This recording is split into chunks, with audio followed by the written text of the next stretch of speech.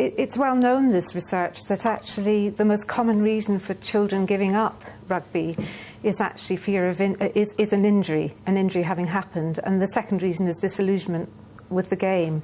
So parents are absolutely right to be concerned. One of the big problems is we're not doing proper injury monitoring and surveillance for any sport, let alone rugby. And really government and the rugby unions are quite complicit in this. We should be monitoring injuries in sport. But what we do know for rugby is that it's a very high-risk game. There's a very high risk of injury because rugby falls under the collision category. It's a collision game that's played by about 1.2 million children. But we know from surveys that your risk of having an injury is around 17 to 20%, and that's quite a serious injury. These injuries include concussion, fractures and ligament tears. So they're not inconsequential. And we also know that injuries in over half of these children, they have more than 3 weeks away from the sport.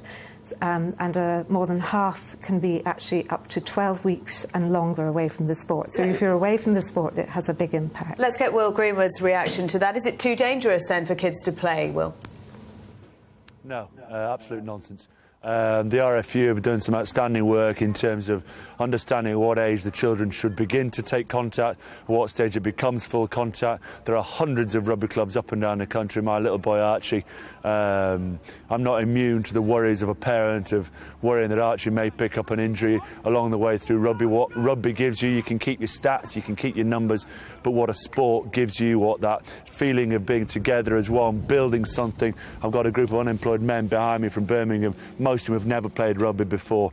Giving them that understanding, the values that we hold dear in sport, respect, teamship, that ability to stand side by side, to me are far more important than the occasional niggle, the occasional scrape. I'm passionately believing in the fact that we have a cotton wool nanny state that continually tells me what my kids can and cannot do.